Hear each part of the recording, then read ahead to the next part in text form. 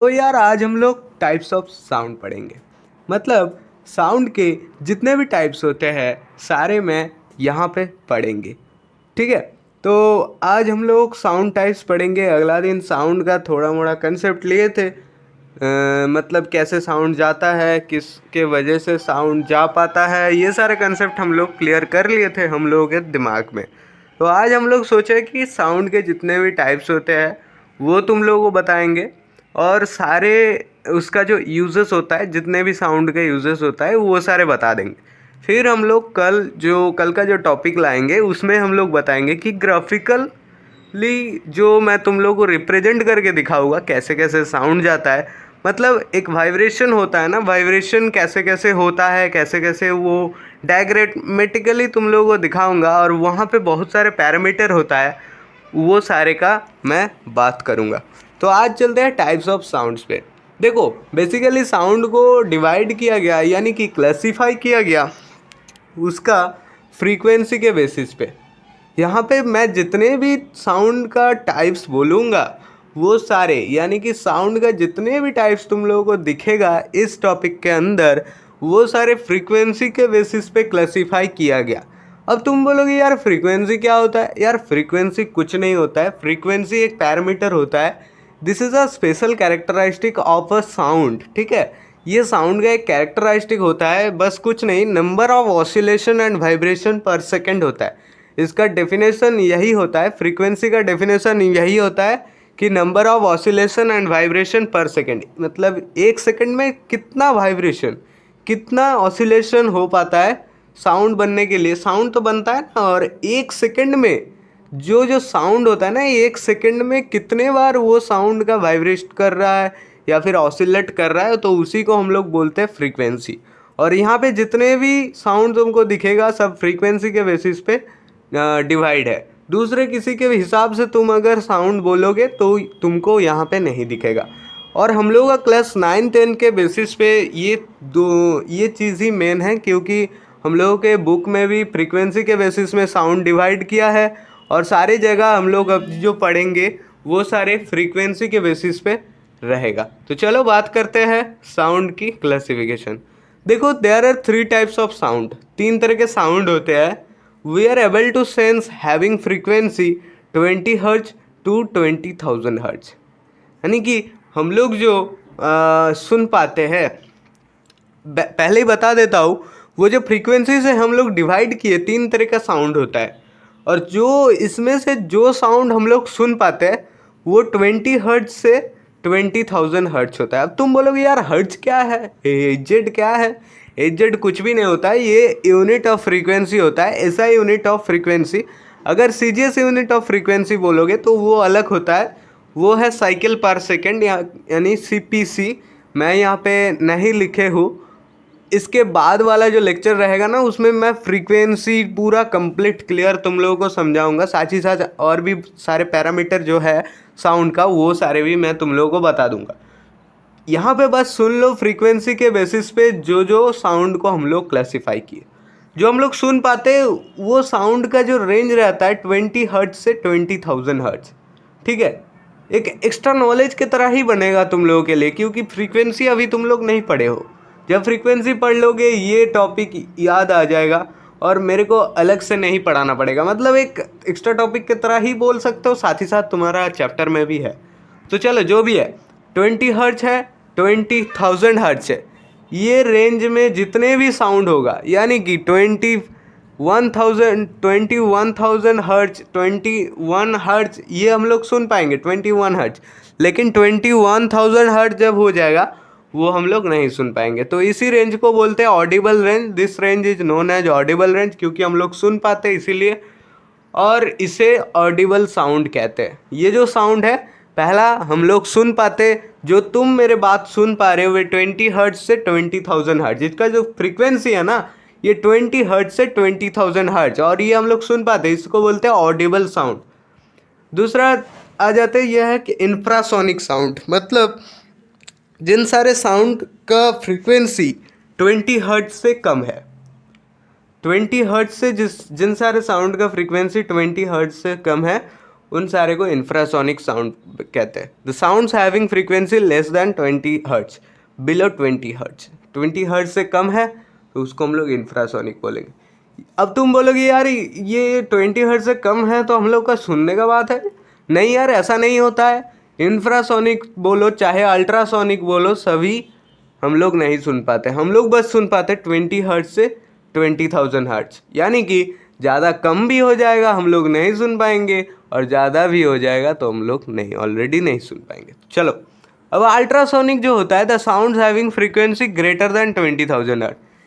यहाँ पे क्या होता है, 20 किलो हर्ट्ज यानी कि 20,000 हर्ट्ज से ज़्यादा फ्रीक्वेंसी लेवल का जो साउंड होता है उसी को हम लोग अल्ट्रासोनिक साउंड बोलते हैं। अब ये अल्ट्रासोनिक साउंड बहुत इंपॉर्टेंट है। तुम लोगों के बुक में भी बहुत सारे एप्लीकेशन दिया हुआ है अल्ट्रासोनिक साउंड का। मैं भी बहुत सारे चीज़ों का बात किया अल्ट्रासोनिक साउंड का। अल्ट्रासोनिक साउंड बहुत इंपॉर्टेंट है। इसे यूएस वेव या फिर अल्ट्रासोनिक वेव, ये सारे चीज़ बताते हैं। अल्ट्रासोनोग्राफी इससे होता है, ठीक है। तुम लोग एक टर्म ऑल्सो सुने हो टर्मिनोलॉजी में, अल्ट्रासोनोग्राफी। वो किसके मदद से होता है? अल्ट्रासोनिक वेव के मदद से होता है। तो वो भी इस चीज़ का ही एप्लीकेशन है। तो चलो, जो भी है सुन लो पहले। 20,000 हर्ट्ज से ज़्यादा ऊपर हो जाएगा तो उस साउंड को, उस फ्रीक्वेंसी का साउंड को हम लोग बोलेंगे अल्ट्रासोनिक साउंड। और तीन तरह के साउंड अच्छे से याद रख लो फ्रीक्वेंसीज के बेसिस पे। यानी कि फ्रीक्वेंसी के बेसिस में हम लोग साउंड को थ्री टाइप्स में क्लासीफाई कर सकते हैं। पहला जो है ऑडिबल साउंड, जो हम लोग सुन पाते हैं 20 हर्ट्ज से 20,000 हर्ट्ज, और जो इंफ्रासोनिक होता है वो 20 हर्ट्ज से थोड़ा सा कम होता है, थोड़ा सा नहीं 20 हर्ट्ज से कम होता है। अगर 19.99 हर्ट्ज भी रहेगा तो थोड़ा सुनने में दिक्कत होगा, 20 हर्ट्ज हो जाएगा तो सुन पाएंगे। और जो अल्ट्रासोनिक होता है वो 20,000 हर्ट्ज से भी ज़्यादा फ्रीक्वेंसी में होता है, इसीलिए हम लोग सुन नहीं पाते हैं। और बात करें ये जो डॉग्स होता है ना, तुम लोग बोलते हो एक चीज़ कि डॉग्स लोग रात में रात में डॉग्स लोग हम लोगों का सिक्योरिटी के जैसा काम करता है, और उन लोगों का कान अलग से काम करता है, सही में। तो इसी की वजह से डॉग्स 40,000 हर्ट्ज तक सुन लेता है। हम लोग ह्यूमन है ना, ह्यूमन 20,000 हर्ट्ज तक सुन पाते हैं, लेकिन जो डॉग्स होते हैं वो थोड़ा सा अल्ट्रासोनिक साउंड भी सुन लेता है, लेकिन 40,000 से ज़्यादा नहीं सुन पाएगा। 40,000 है तो काफ़ी है। अब चलो, अब जो मेन पॉइंट है uses of ultrasonic wave. Ultrasonic wave जो होता है, अल्ट्रासोनिक जो साउंड होते हैं वो कहाँ काम आता है, इसका एप्लीकेशन बहुत सारे हैं। मैं यहाँ पे जितने भी नोट डाउन किए हूँ ये तुम्हारे बुक के हिसाब से और थोड़ा मोड़ा आउटसाइड सोर्स से लेके मैंने किए हूँ। चलो, फॉर होमोजेनाइजिंग मिल्क, ये पहला पॉइंट है। मिल्क को अगर होमोजेनाइज करोगे, एक चीज़ अच्छे से याद रखो, मिल्क को अगर होमोजेनाइज, मिल्क क्या होता है, एक हेटेरोजेनस मिक्सचर होता है। अगर उसमें से बस तुमको ओनली द मिल्क कंपोनेंट चाहिए तो तुमको अल्ट्रासोनिक वेव के मदद लेना पड़ेगा और उससे तुम्हारा सेपरेशन करना पड़ेगा। दूसरा पॉइंट होता है cleaning. These waves are used in dishwashers in the process of cleaning in the vessels. जो वेसल्स होता है मतलब जो नदियों में जाता है, समंदर में जाता है, वहाँ पे जो डिश वॉशर होता है उन लोगों को अल्ट्रासोनिक वेव यूज़ करने दिया जाता है, क्योंकि जल्दी से जल्दी किया जा सकता है। और जो क्लॉथ है वो भी क्लीन करने के लिए अल्ट्रासोनिक वेव दिया जाता है, ठीक है। अब जो थर्ड पॉइंट में ये जो पॉइंट लिखा हुआ है बहुत इंपॉर्टेंट है। क्यों इंपॉर्टेंट है? मेडिकल इंडस्ट्री में तुम लोग बहुत सारे बच्चे जाने वाले हो, तो वहाँ पे ये अल्ट्रासोनिक वेव का बहुत इंपॉर्टेंस ही है। Used in ultrasound scanning technique, अभी जो निकला है ना ये अल्ट्रासोनिक स्कैनिंग टेक्निक, ये भी एक बहुत बड़ा साइंस है। Which is helpful in the knowing the condition of internal organ. तुम्हारे शरीर में जितने भी इंटरनल ऑर्गन है, तुम उसका कंडीशन अगर देखना चाहते हो तो हम लोग ultrasonic sound scanning technique use करते हैं, जो कि बहुत इंपॉर्टेंट होता है। मतलब बहुत ही अल्ट्रासोनिक वेव आने के वजह से हम लोग कर पाए, नहीं तो साइंस नहीं कर पाता था। तुम लोग का इंटरनल ऑर्गन पे क्या हो रहा है क्या नहीं हो रहा है ये कैसे पता करोगे? अल्ट्रासोनिक वेव से।